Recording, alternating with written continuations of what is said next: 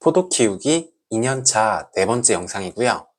이번에는 직박구리가 왔다는 얘기랑 포도 봉지 싸는 거, 그리고 품종별로 지베렐린 처리가 잘 됐는지 보여드릴게요. 오늘은 6월 30일이고요. 포도송이가 많이 자랐죠? 위쪽은 벌써 색깔이 변하기 시작했어요. 조만간 봉지를 싸줘야 될 것 같아요. 오늘은 7월 3일이고요. 3일 만에 위쪽 포도송이가 앙상해졌어요. 포도알이 많이 떨어졌죠? 열매가 터진 것도 있어요. 열과라고 부르는 증상이고요. 이렇게 터진 건 오래되면 곰팡이가 피거든요. 그래서 따줘야 돼요. 열과가 생기는 원인은 품종 문제가 가장 크고요. 요새 많이 키우는 품종 중에는 블랙 사파이어나 바이올렛 킹이 열과가 심한 품종이에요. 이 나무는 정확한 품종은 모르는데 거봉 계열인 것 같아요. 거봉은 열과가 아주 심하진 않지만 어느 정도는 있어서 이 나무도 종종 열과가 나오는 편이고요. 열과가 생기는 두 번째 원인은 수분 편차예요. 흙 속에 물이 너무 많았다 적었다 하면 열과가 많이 생기고요. 부직 화분 같은 경우는 사방으로 배수가 되니까 화분 속에 물이 너무 많은 경우는 없어요. 그래서 열과가 잘 안 생기는 편이고요. 물을 안 줘서 화분을 너무 바짝 말리지만 않으면 괜찮아요. 특히 장마철에 일기예보에 비가 온다고 해서 물을 안 줬다가 갑자기 해가 쨍쨍하면 열과가 많이 생겨요. 화분이 마르면 잎이 열매에서 물을 가져가거든요. 그럼 다음에 물을 줬을 때 갑자기 열매에 물이 많이 들어가면서 껍질이 못 버티고 터지는 거예요. 그래서 화분이 완전히 마르지 않게 물을 잘 주셔야 돼요. 자동 관수를 하시면 일기예보가 안 맞아도 아무 때나 물을 줄 수 있으니까 편하겠죠? 어쨌든 포도알 한두 개가 터진 건 그러려니 하는데 이렇게 열매가 떨어진 흔적은 좀 이상해요. 열매가 터져도 송이에 붙어있지 혼자서 떨어지진 않거든요. 어쨌든 열매가 익고 있으니까 얼른 봉지를 싸줄게요. 봉지로 싸준 이유는 크게 네 가지예요. 첫 번째는 새랑 벌레가 못 먹게 하는 거고요. 특히 말벌이 포도를 진짜 좋아하거든요. 그래서 열매가 익어가면 봉지를 꼭 싸주셔야 돼요. 두 번째 이유는 일소 피해를 막기 위해서예요. 열매가 햇빛을 직접 받으면 말라버리는 경우가 있는데 이렇게 햇빛의 피해를 보는 걸 일소 피해라고 하고요. 열매가 어릴 땐 괜찮은데 익어갈 때쯤에는 피해를 볼 수도 있어요. 세 번째 이유는 껍질에 얼룩이 생길까봐예요. 일소 피해랑은 조금 다른 게 일소 증상이 생긴 포도알은 아예 못 먹거든요. 근데 얼룩이 생기는 건 그냥 포도 껍질이 지저분해지는 거예요.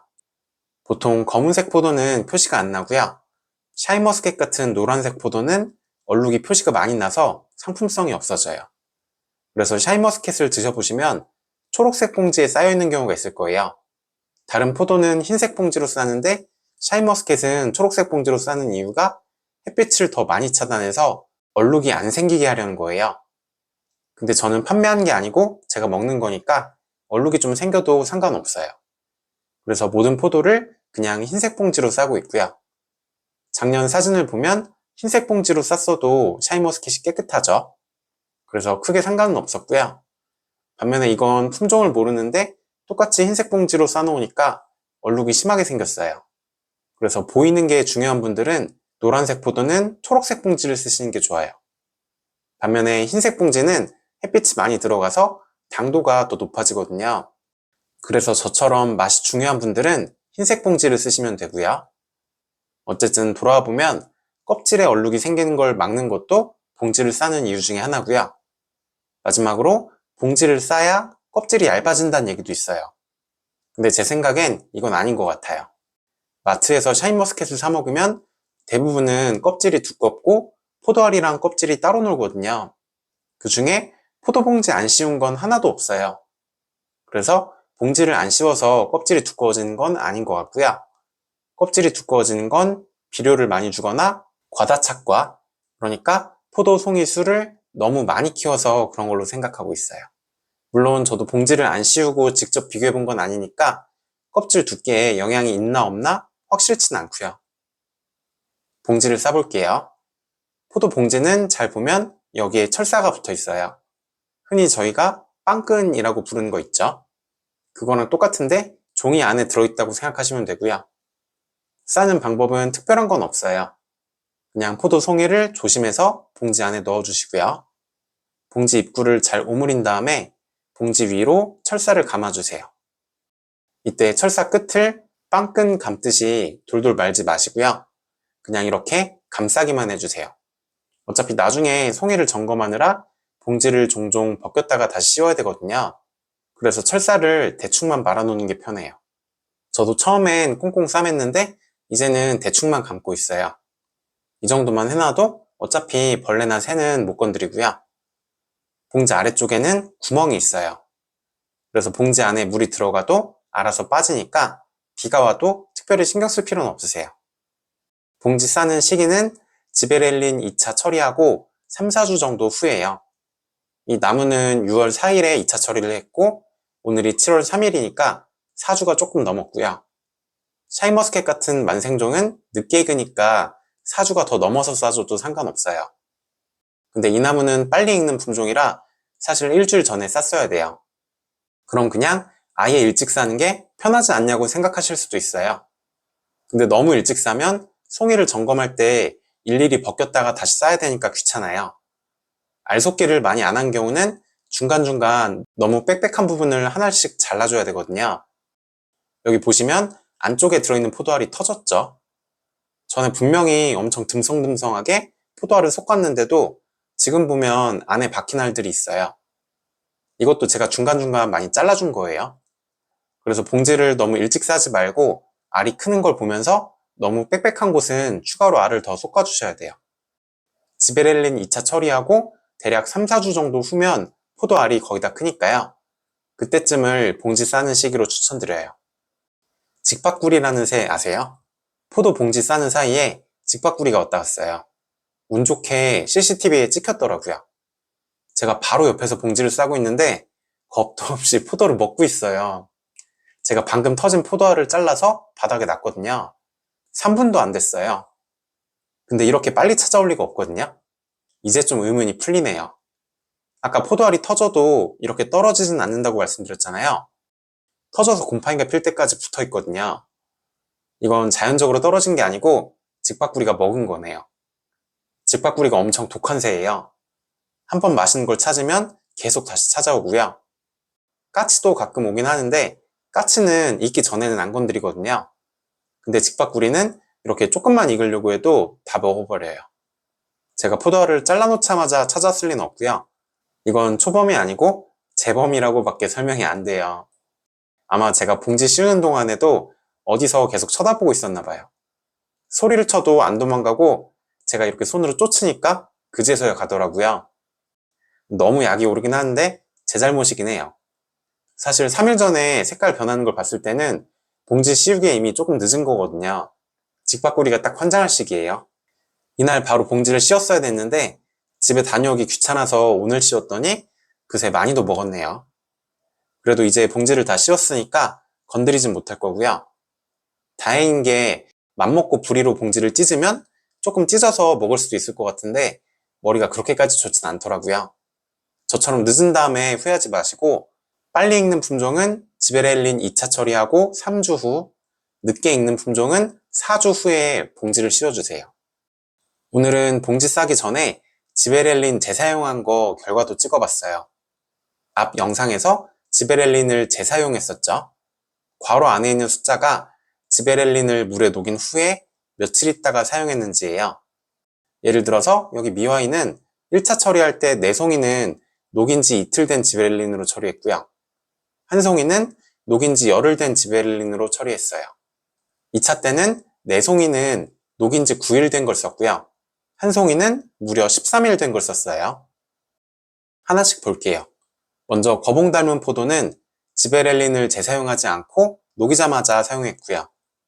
당연히 지베렐린 처리가 잘 됐죠. 앞에서 보여드린 나무예요. 포도알도 크고 송이도 튼실해요. 그 다음에 금양 1호랑 썸머블랙은 1차는 3일 된 거, 2차는 7일 된 지베렐린을 썼어요. 먼저 금양 1호는 알이 좀 작아요. 지베렐린이 아예 안 들었으면 송이에 알이 많이 안 달렸을 거예요. 근데 알은 많은데 크기는 조금 작죠. 신기한 게 같은 날 처리한 썸머블랙도 비슷해요. 수정은 잘 됐는데 알이 조금 작아요. 제가 처리할 때마다 날씨도 기록하는데 32도에 맑을 때 처리했거든요. 그래서 온도가 너무 낮았다든지 한 건 아니고요. 아마 품종 특성이지 않을까 싶어요. 우연히 특성이 비슷한 두 품종이 하루에 처리가 된 것 같아요. 아마 내년에 한 번 더 보면 정확하게 알 수 있을 것 같아요. 그래도 알이 아주 많이 작은 건 아니니까 괜찮고요.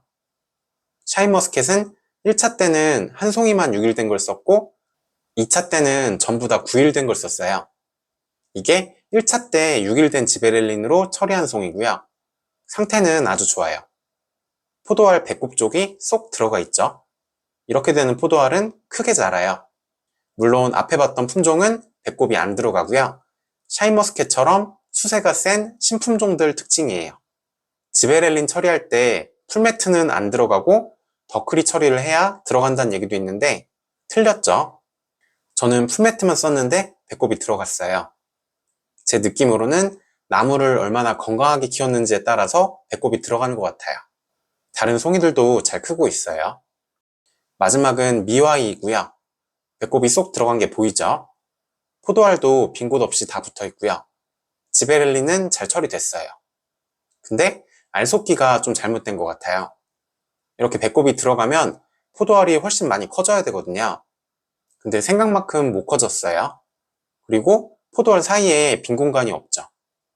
여기서 더 크고 싶어도 클 수도 없어요. 이건 품종 특성 같은데 미와이는 아마 이때 꽃을 좀 더 길게 남겼어야 되나 봐요. 손가락 2마디 정도만 꽃을 남기고 위쪽 꽃은 잘랐거든요. 근데 손가락 3, 4마디 정도로 길게 남기고 나중에 알을 더 많이 솎아야 되나 봐요. 그럼 알이 클 공간이 충분히 생겼을 것 같아요. 여기도 공간이 너무 없어요. 이 송이가 제일 오래 보관한 지베렐린으로 처리한 송이에요. 1차는 10일, 2차는 13일 된 지베렐린으로 처리했고요. 근데 좀 작죠? 지베렐린이 효과가 없었던 건 아니에요. 알이 다 붙어 있으니까요. 의심이 되는 건 이 송이가 원래부터 자라는 게 늦었어요. 그래서 1차 처리도 다른 송이보다 더 늦게 했고요. 2차 처리 때도 다른 송이보다 작았어요. 그래서 지금 송이가 작은 게 지베렐린이 오래돼서 그런 건지 아니면 그냥 이 가지가 힘을 못 받는 건지 정확하게 구별하기는 어렵고요. 일단 확실히 확인된 건 샤인머스켓에서 1차 때는 6일, 2차 때는 9일까지는 재사용해도 괜찮았어요. 그래서 대략 일주일까지는 지베렐린을 재사용해도 될 것 같고요. 비용을 많이 아낄 수 있을 것 같아요. 며칠까지 재사용할 수 있는지는 내년에 한 번 더 테스트 해볼게요. 마지막으로 날짜별로 포도알 자라는 걸 한번 볼게요. 포도 키우기 1년 차에 나왔던 나무고요. 먼저 6월 8일이에요. 비료 줄 때마다 찍어놨고요. 6월 11일, 6월 24일, 6월 30일, 7월 3일, 7월 10일에는 점검을 한번 해봤어요. 포도알이 떨어지면 봉지 아래쪽에 걸려 있거든요. 추가로 포도알이 떨어진 건 없죠. 전에 없어진 포도알은 직박구리가 먹은 게 맞는 것 같고요. 더 이상 터진 것도 없어요. 알속기가 덜 돼서 서로 누르는 건 이미 다 터져서 남은 건 괜찮은 것 같아요. 이런 식으로 가끔 한 번씩 봉지를 벗겨서 확인해 주세요. 7월 15일에도 점검을 한번 했고요. 색이 많이 짙어졌죠? 포도알이 몇 개는 쪼그라들어서 떼졌어요. 장마는 안 오고 7월 초부터 폭염이 와서 옥상이 45도까지 올라갔었거든요. 그래도 전체 숫자 대비 몇 개 안 되고요. 2023년에는 포도알이 우수수 떨어졌는데 이 정도면 선방했죠. 전체 송이로 봤을 때 아주 잘 되고 있어요. 그동안 영상에서 말씀드렸던 대로 똑같이 해보시면 큰 문제는 없으실 거예요. 제가 웬만한 건 다 겪어보면서 최적화해 놓은 거거든요. 특히 가지 숫자, 잎 숫자, 비료 양이 중요해요. 왜 이렇게 하는지 너무 자세히 설명하면 다 나가버리시니까 이유를 꼬치꼬치 다 설명하진 않았어요. 그치만 다 이유가 있고요. 특히 비료가 중요해요. 2023년에는 꼭지 마름이 심하게 왔는데 이게 비료가 부족해서였어요. 2024년부터는 비료 양을 조절하면서 괜찮아졌고요. 올해도 잘 재현됐죠? 이제 남은 건 수확만 남았어요. 다음 영상은 아마 수확 시작할 때가 될 것 같아요. 감사합니다.